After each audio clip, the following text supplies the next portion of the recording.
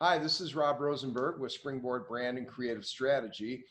Thanks for joining us today for this edition of Brand Brew, where we just kind of sit back and talk about brands and what's happening across the country and the world, and have a little coffee and take about 5 to 6 minutes of your time just to kind of get you up and relax a little bit to start your day.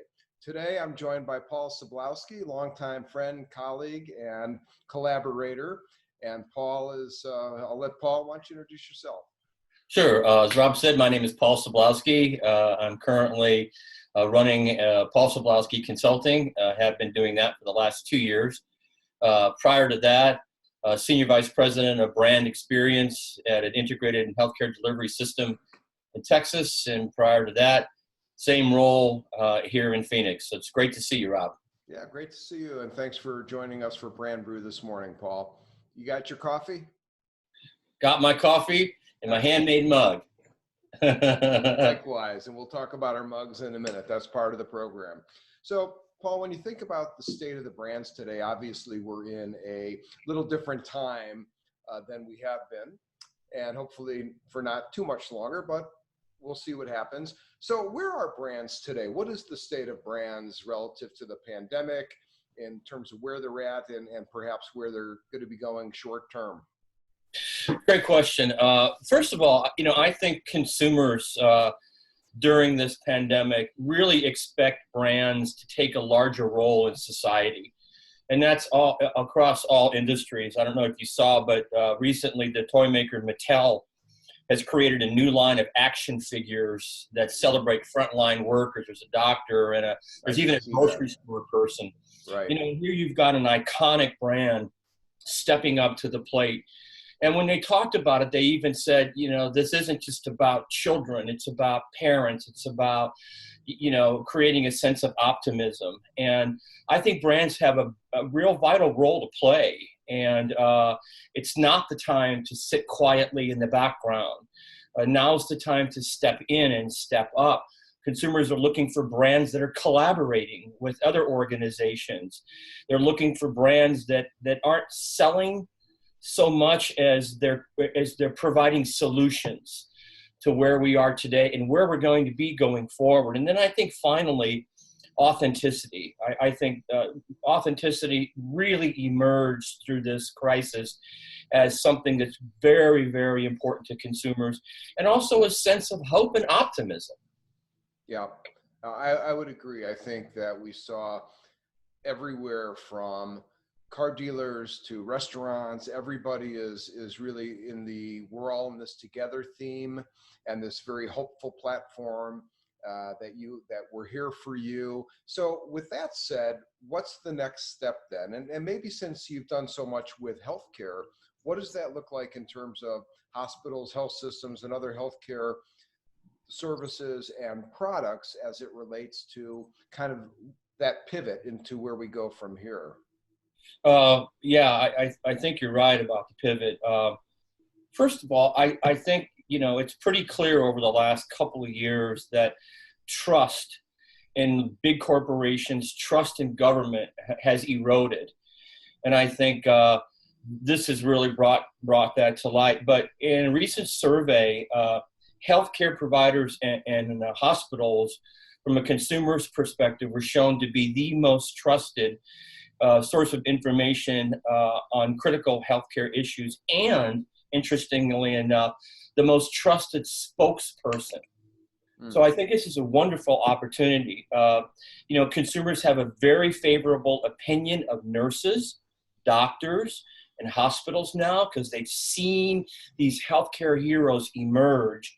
And again, now is the time for some authentic communication, some authentic awareness, and into true brand relevance for hospitals and health systems. And I think it's important now for the contemporary healthcare marketers to really show their leadership, the positive power of brand relevance, and step into this now, so that as we emerge, as you said, you become a vital component of the community in a really different way. Yeah, and that's different for hospitals in the past, right? I mean, hospitals I've often talked with, as I've done a lot of work, obviously, with healthcare as well, and hospitals, I think, have maybe fooled themselves a little bit in terms of being more present and important in the minds of their communities than maybe they have been. I mean, we've done focus groups and other studies that show that they're not really the first source of healthcare information. But now I think they are, and they have that opportunity. It's right there. And as you said, they've kind of emerged as this trusted resource, more so than the government, than so many other uh, areas. So how do they leverage this? How do you parlay that trust and that authenticity and that this heroic image that these organizations rightfully have today? How do you parlay that into where they can go down the road? Well, first of all, again, as you said earlier, I think this is a pivot, and I think it's an exciting opportunity.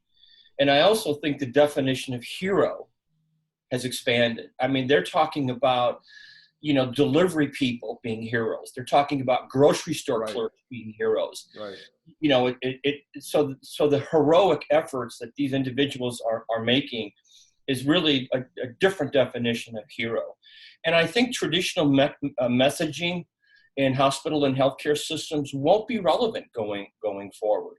Again, research indicates that consumers are looking at, our hospital's going to be prepared if this happens again. And secondly, are they going to be able to help me with disease prevention, early detection, wellness? The research is showing that people are, and again, I think it's a pivot, are really going to be much more conscious about their health. They're going to be much more conscious about, prevention. They're going to be much more conscious about wellness.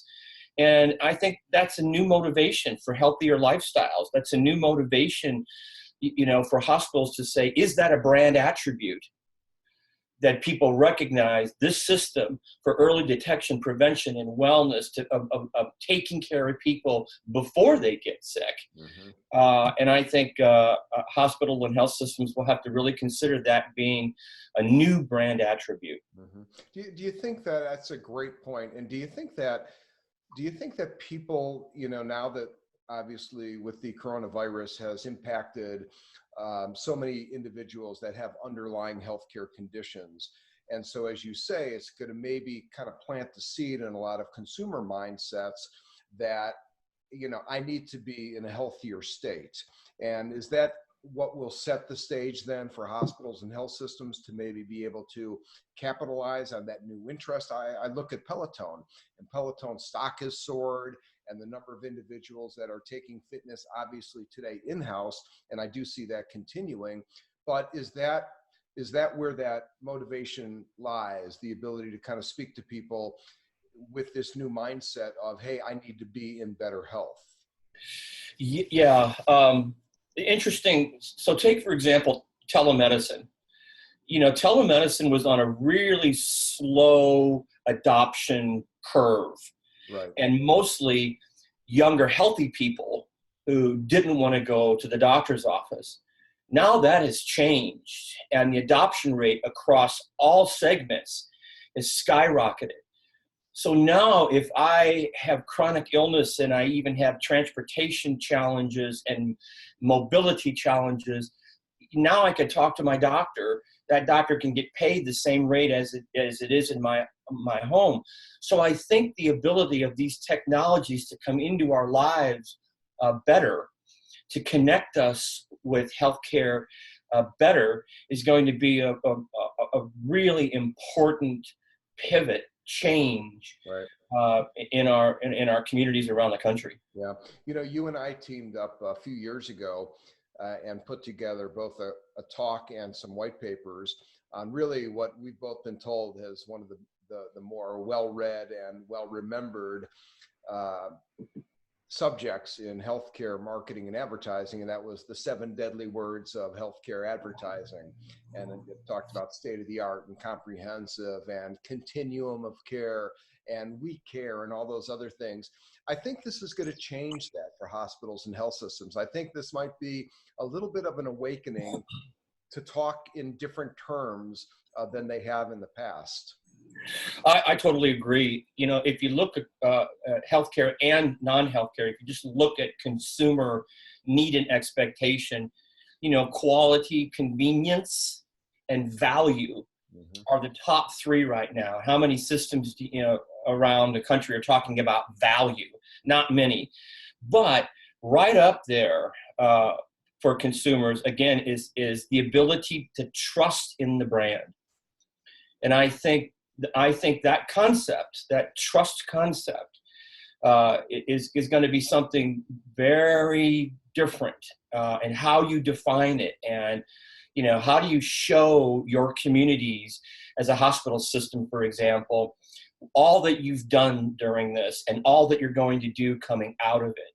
You know, I think hospital systems now have a great opportunity to regain trust in those relationships. And as you and I has always said, there's a lot more economic advantage in the relationship than there is in the procedure.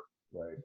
Right. Well, that's a great point. You got that lifetime value and that trust level that individuals are really going to start seeking from their provider. And that's really, those hospitals and health systems are well positioned because they are, for the most part, community based, even though there are national brands and there's destination brands.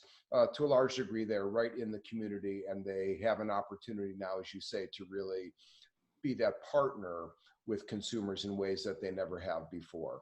What about messaging around safety and spacing and other more relevant terms that we're using today? Are those going to be coming into play more as we come out of this? I think safety for sure. A lot of data that's come out in the last 2 weeks has talked about, you know, would you be willing to come back for your elective procedure? Would you be willing to come back to the doctor's office? And safety has arisen to the top.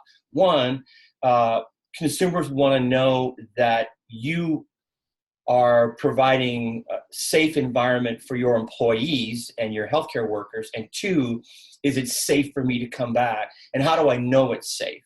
Right. You know, getting back to what we talked about, you know, trust, you know, having the healthcare community explain that it's safe, explain how they're disinfecting and cleaning, and really make it a point to establish that, yes, it is safe to come back. And I went through a similar experience a few years ago, and that was the same thing in Texas, was convincing the overall community, convincing other healthcare providers that these facilities are safe to come back. And I think that'll be a really big messaging platform. Yeah, and I think internally as well. I think employees on the front lines, those who have been there and those who are now going to be stepping back into it, that'll be an important message for them as well.